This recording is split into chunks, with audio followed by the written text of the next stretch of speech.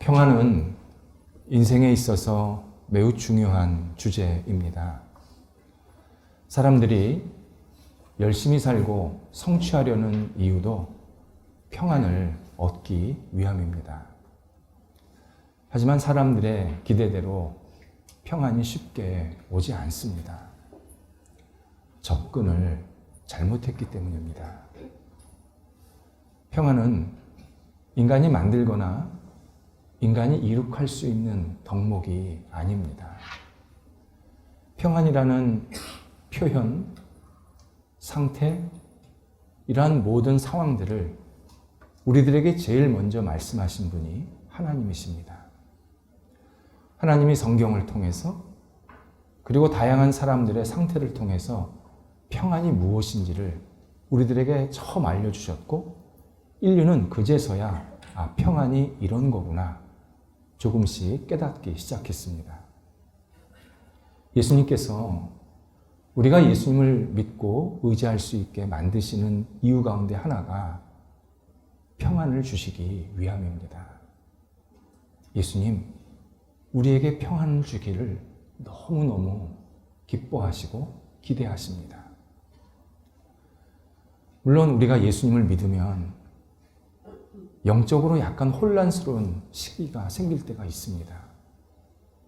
이건 새롭게 만드는 과정이십니다. 어린 묘목을 심어서 끝에 약간 들어 올려서 흔들어 줍니다. 그러면 묘목의 뿌리가 자리를 잘 잡아서 그 다음서부터 나무가 곧바로 자라게 됩니다. 예수님을 믿게 되면 예수님께서 우리 안에 있는 찌꺼기를 하나씩 걷어내 주십니다. 나의 잘못된 신념, 잘못된 습생들, 생각들, 언행들 하나씩 하나씩 채를 치듯이 걸러주십니다. 그러다 보니까 우리가 약간 혼란스러울 때가 있는 겁니다.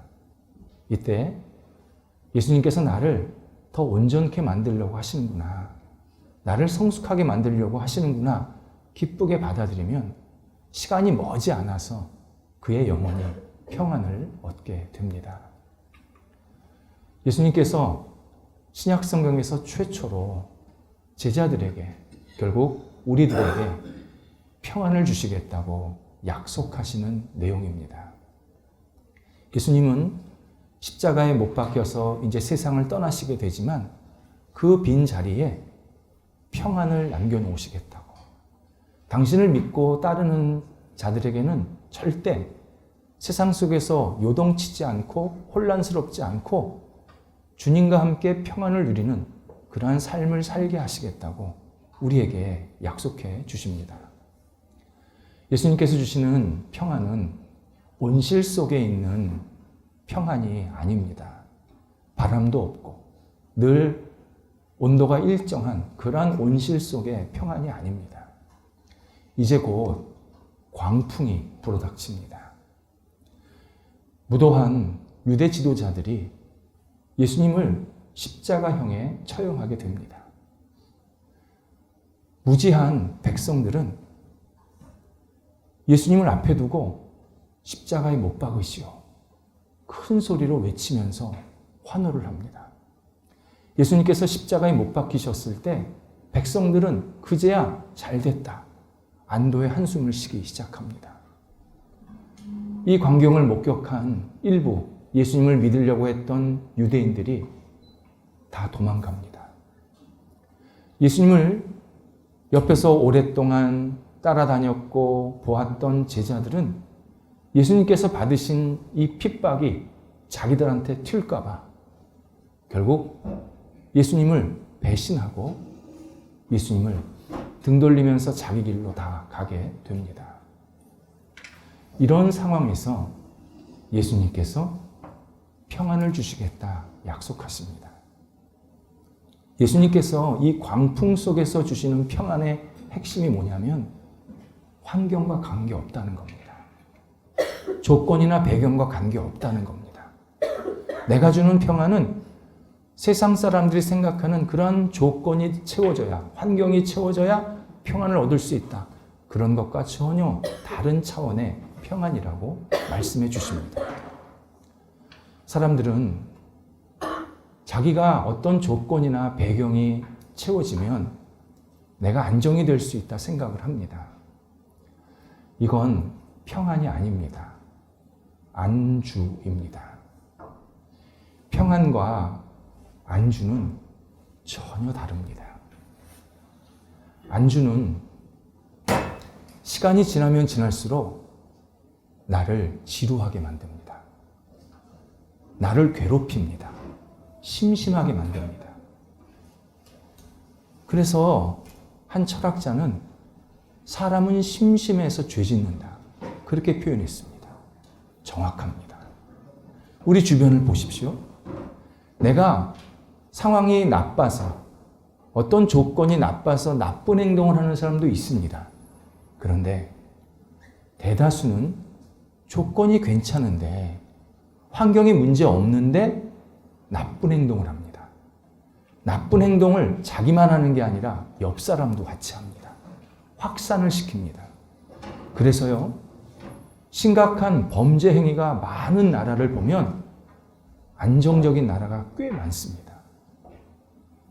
이탈리아 같은 경우는 90%가 기독교인입니다. 굉장히 안정된 나라입니다. 범죄율이 세계 최고율입니다. 그 사람들이 생각하는 평안이 아니라 안주를 하다 보니까 자꾸 일탈행위, 뭔가 짜릿한 거, 뭔가 자극적인 거, 그렇게 나가다 보니까 자기도 망가지고 옆 사람도 망가뜨리는 행동을 너무 많이 하고 있습니다. 우리가 지금 목격하고 있습니다. 대한민국 과거보다 훨씬 잘 살고 있는데 훨씬 범죄율이 높아졌습니다. 범죄 심각성도 깊어졌습니다. 평안은 구원과 관계가 있습니다. 구원 얻은 사람은 평안을 얻습니다. 평안을 가진 사람은 구원을 누리게 됩니다.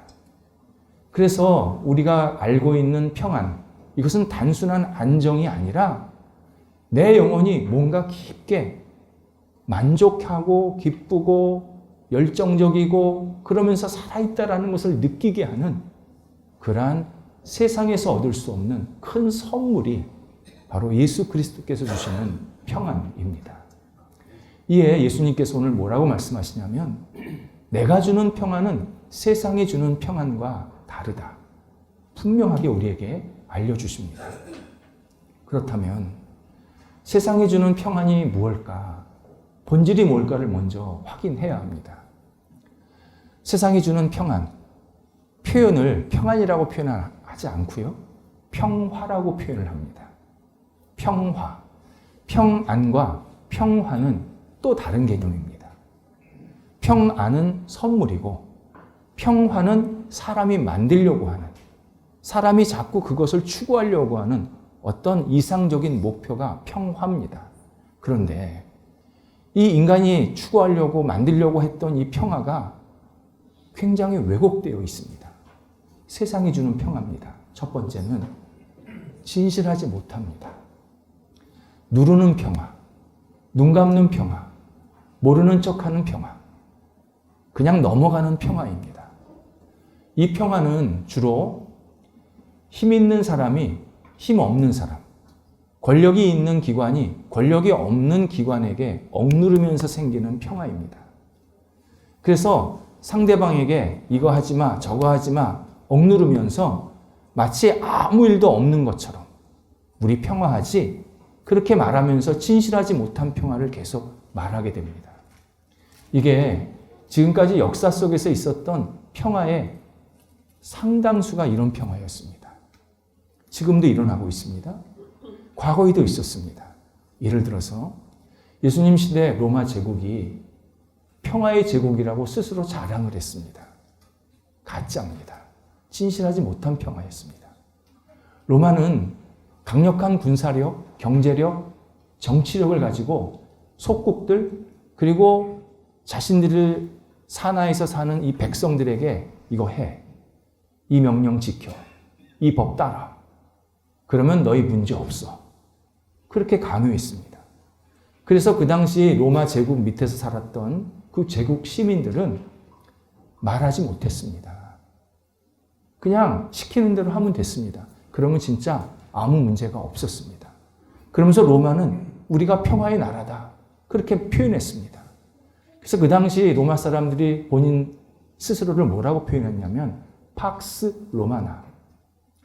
팍스, 평화, 로마나, 로마에 의한. 로마에 의한 평화가 지금 온 세계에 퍼져 있다. 자랑스럽게 생각했습니다. 당연히 사람들은 불만이 머리끝까지 올라와 있었습니다. 어떻게 표출했을까요? 그래서 생긴 게 콜로세움입니다. 콜로세움이라는 거대한 원형 경기장에 사람을 5만 명 집어넣고 사람 죽이는 것을 보게 한 겁니다.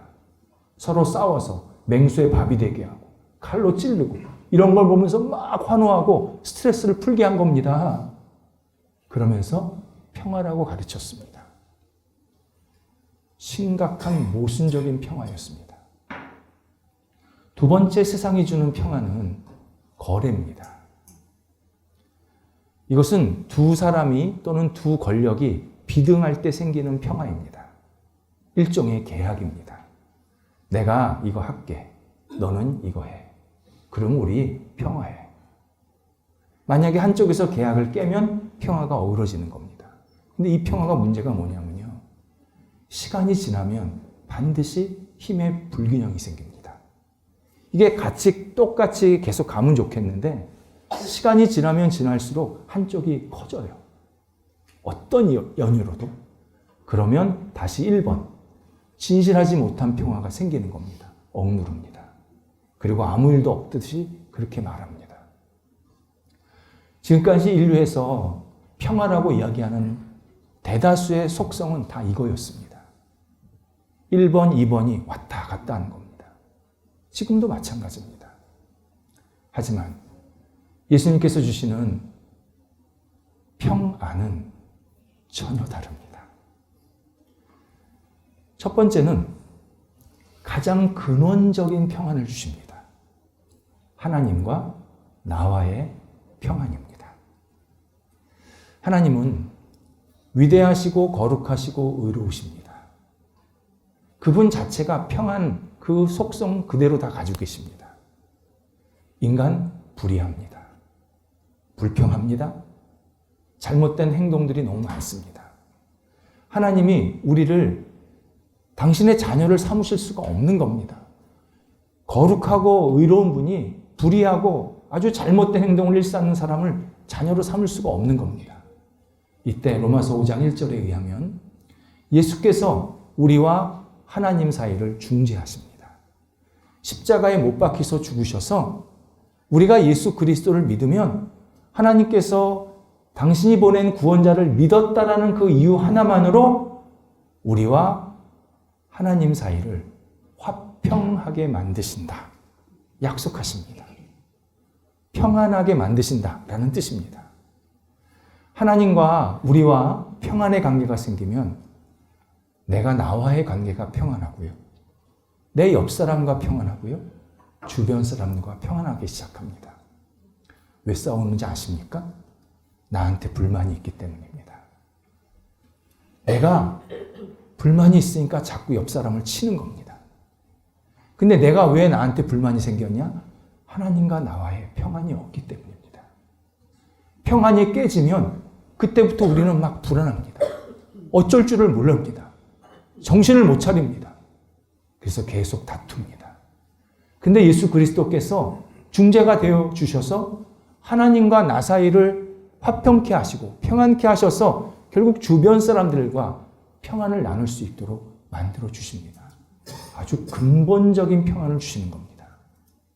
두 번째는 예수님께서 사랑으로 우리한테 평안을 주시는 겁니다.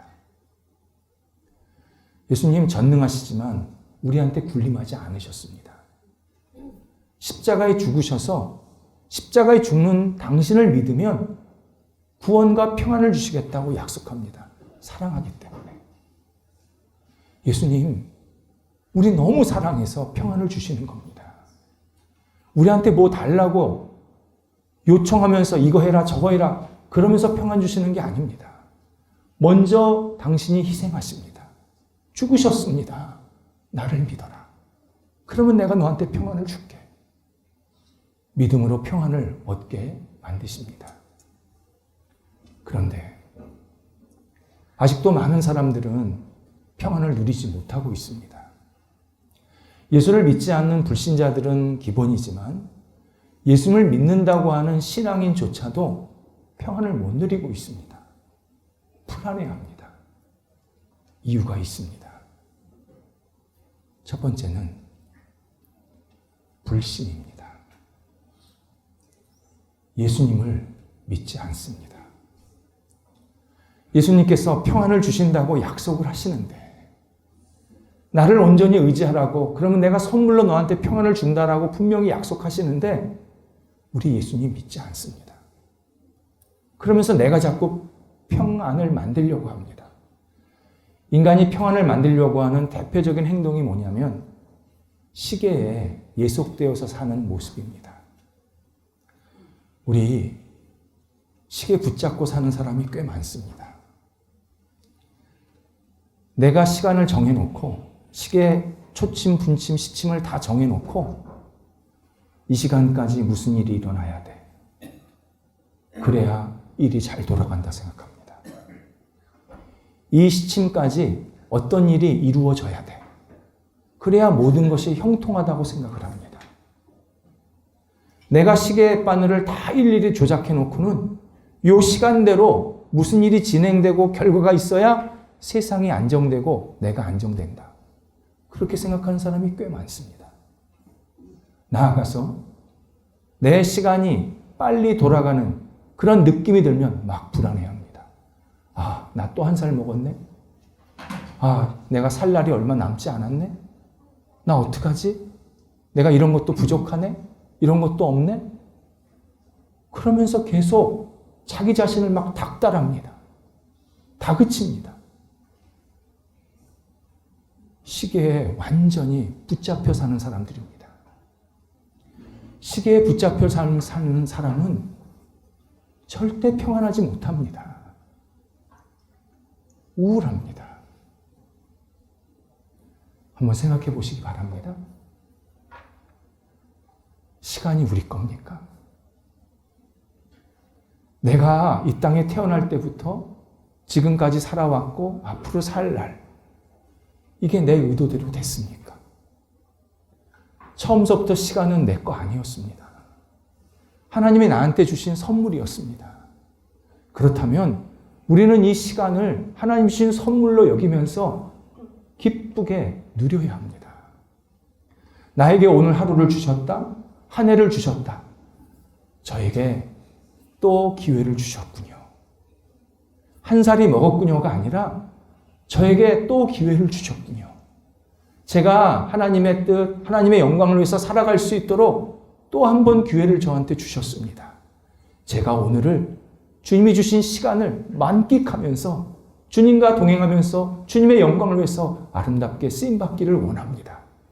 기도하면서 하루를 출발하면 그 하루하루가 시계에 붙잡혀 사는 인생이 아니라 하나님의 시간을 살아가는 지혜로운 인생, 평안한 인생이 되게 만들어주십니다. 그래서 우리가 하나님의 시간을 산다 그럴 때 하나님께서 나에게 주신 이 기회나 만남이나 어떤 역할이나 다 소중히 여기면서 신실하게 그 일들을 감당하게 됩니다. 그리고 그 역할이 내가 다 끝내지 못했을지라도 하나님의 시간이 너는 여기까지란다 말씀하시면 예, 감사합니다. 제게 이런 시간을 허락해 주셨습니다. 기쁘게 주님 품 안에 안기는 성숙한 평안의 인생을 계속 살아가게 만드십니다. 또 하나는 예수님께서 환경이 중요하지 않다고 얘기하시는데 내가 너에게 평안을 준다고 말씀하시는데 우리는 여전히 환경, 배경, 조건이 있어야 된다 생각하면서 평안을 누리려고 합니다. 내게 이런 게 있어야 합니다. 내가 이런 걸 갖추어야 합니다. 지금 이런 일이 나한테 있어야 내가 이 정도 소유해야 내가 평안할 수 있습니다. 아직도 자기 고집 피우는 사람들이 너무 많습니다. 세상에서 가장 부자가 그러면 가장 평안해야죠. 가장 공부 많이 한 사람이 가장 평안해야죠. 아니지 않습니까? 아니지 않습니까?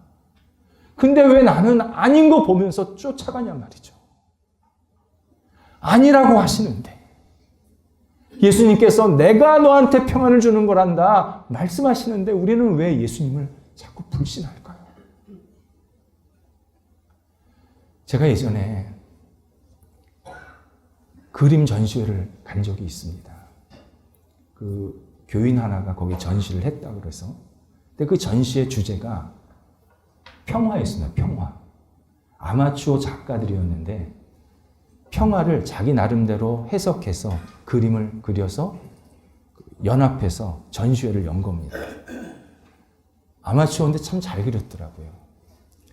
어떤 작가는 어린아이가 엄마 품에 안겨가지고 폰히 잠자는 모습을 그렸습니다. 어떤 사람은 가사 내용에 그런 거 있잖아요. 저 푸른 초원 위에 그림 같은 집을 짓고 의자를 놓고 부부가 앉아있는 모습을 그렸습니다. 어떤 사람은 맑은 하늘에 구름 몇 점 놓고 화창한 날씨를 그렸습니다.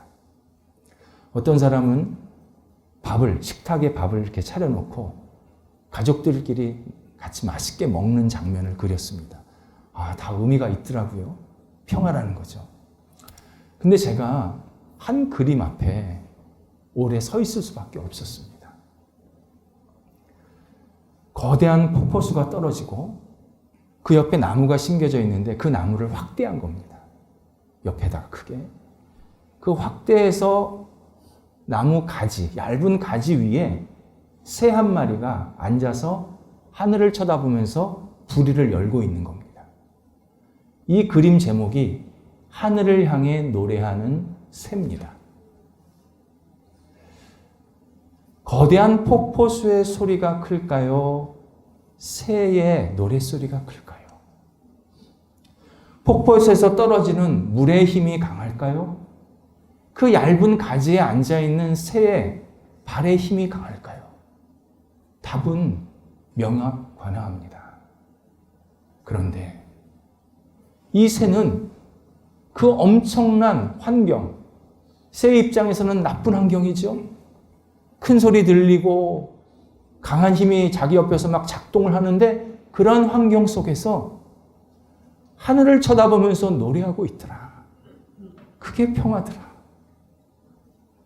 굉장히 감명 깊었습니다. 환경에서 평안을 찾으려고 하는 것은 가짜 그림 찾는 거랑 똑같습니다. 우리에게 환경이 있어야, 조건이 채워져야 평화롭다라고 유혹하는 존재가 있습니다. 오늘 본문에서 예수님께서 30절에서 세상의 임금이라고 표현하고 계십니다.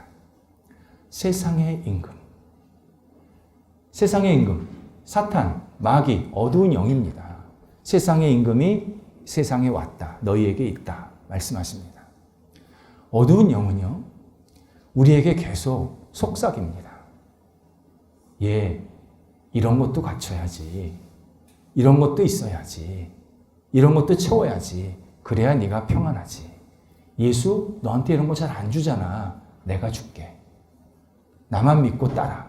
예수 좀 버려. 예수랑 좀 관계없이 살아도 돼. 그렇게 예수 그리스도를 자꾸 우리 영혼과 삶 속에서 밀어내고 조건과 환경이 나한테 채워져야 평안하다고 계속 우리한테 유혹을 던집니다. 이 유혹에 제대로 넘어간 사람이 가룟 유다였습니다. 어두운 영이 가룟 유다에게 계속 유혹을 합니다. 유다야, 내가 예수님을 쫓아다녔더니 어렵잖아. 너 예수님 쫓아다니기 전에는 별 문제 없었잖아. 사람들의 미움 안 받았잖아. 유대 지도자들에게 공격 안 받았잖아. 근데 너 지금 예수님이랑 같이 있다 보니까 너 힘들잖아. 그러면 예수 버려야지. 예수를 포기하면 네가 예전처럼 더 안정되고 별 문제 없이 잘 살 수 있어. 유혹을 제대로 한 겁니다. 가룟 유다 제대로 넘어갔습니다.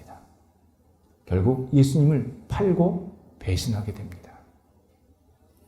예수님께서 이런 유혹을 이겨내라고, 들을 필요도 없다고 오늘 우리에게 말씀하시는데 뭐라고 표현하셨냐면 28절에서 그가 나와 관계없다. 여기서 그가 어두운 영입니다. 어두운 영의 유혹을 너희가 받지 말라, 이겨내라 라는 뜻입니다. 나와 관계없다.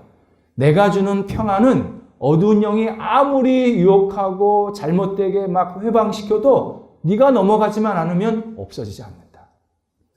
그와 나는 상관이 없다. 그가 말한 게 내 뜻 아니다. 나는 너에게 평안을 줄 것이고 너는 그 평안을 누리면 된다.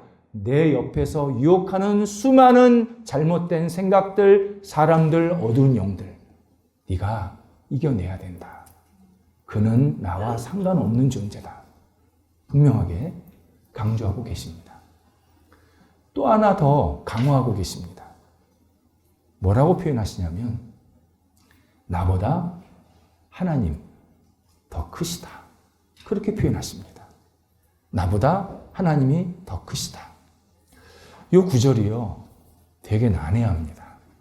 그래서 이 구절이 각종 이단들이 제대로 활용하고 있는 구절입니다. 이 구절 쏙 뽑아가지고 사람들을 선동하고 잘못 가르치고 있습니다.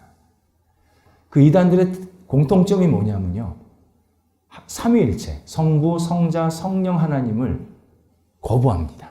하나라는 것을 거부합니다. 그런 이단들이 이제 신천지가 있고 여호와 증인이 있고 다양하게 있습니다. 대표적으로 여호와 증인이 아주 요거를 쏙 뽑아서 교육을 제대로 시킵니다. 교인들한테.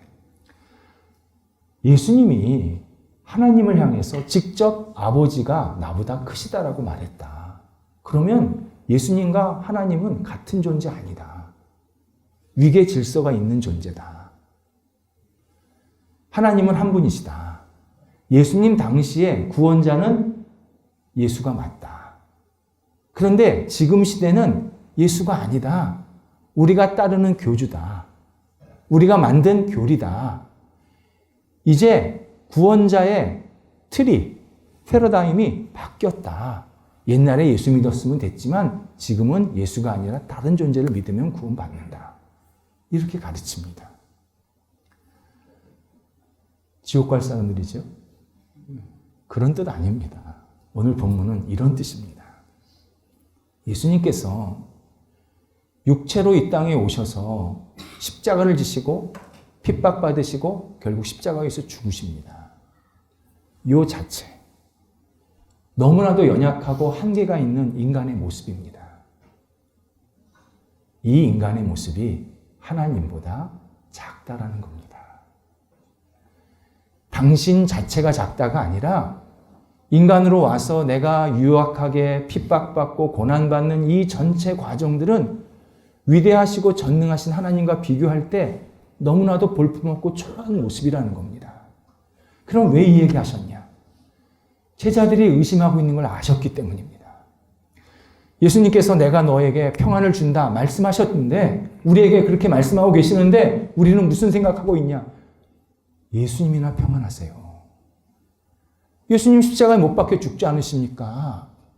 그렇게 고난받으시고 핍박받으시고 매맞지 않으십니까? 어떻게 그런 분이 우리한테 평안을 주신다고 말씀하십니까?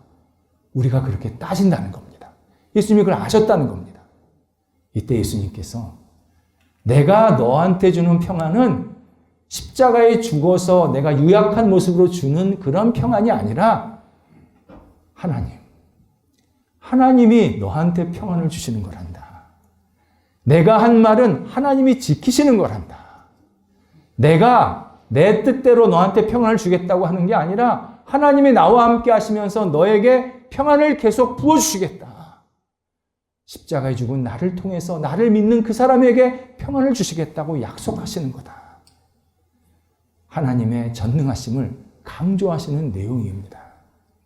예수님께서 우리한테 평안을 주신다 그러면 반드시 주시겠다고 약속하시는 겁니다. 그래서 구약성경의 선지자 이사야를 통해서 하나님께서 이런 말씀을 하십니다. 이사야서 26장 3절입니다. 무릇 심지가 견고한 자를 평안에서 평안으로 평강에서 평강으로 지키시리니 이는 그가 주를 신뢰함이니이다.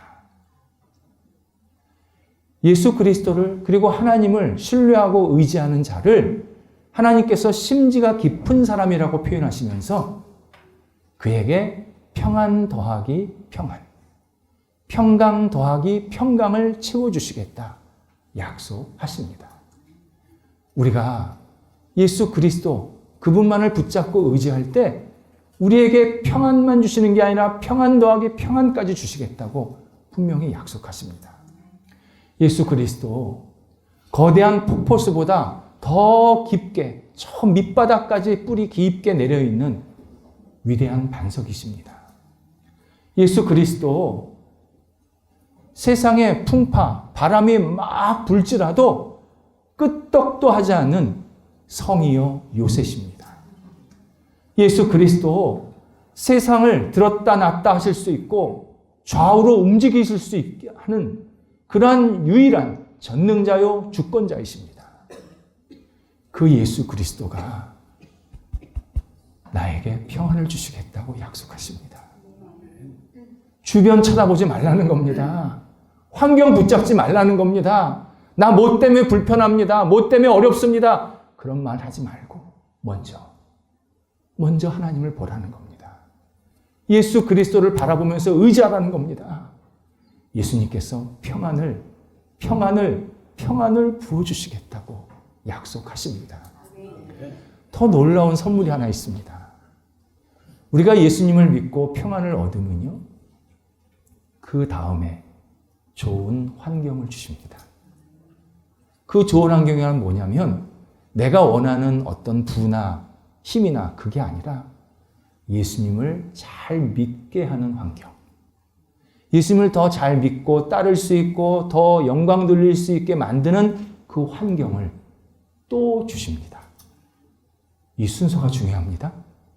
예수님을 믿고 의지하면 내가 몸이 아프든지 건강하든지 좋든지 나쁘든지 나이가 있든지 젊든지 관계없이 평안을 채워주시고 그 평안을 누리기 시작하면 그때 예수님께서 플러스 예수님을 더 잘 믿을 수 있는 복된 환경을 우리들에게 선물로 주십니다. 기도하겠습니다. 하나님, 예수 그리스도 안에 저희들이 있게 하시고 예수님 안에서 평안을 누릴 수 있도록 인도해 주신 것 감사합니다. 저희 안에 있는 평안을 빼앗는 모든 유혹들, 공격들, 환경들 예수 그리스도의 이름으로 이겨내게 하옵소서. 나 자신을 쳐다보며 사람들을 쳐다보며 배경을 쳐다보며 한숨 쉬지 않게 하시고 예수 그리스도를 바라보며 주께서 주시는 놀라운 평안의 역사를 저희들이 마음껏 누릴 수 있도록 인도하여 주시옵소서. 예수님의 이름으로 기도드립니다. 아멘.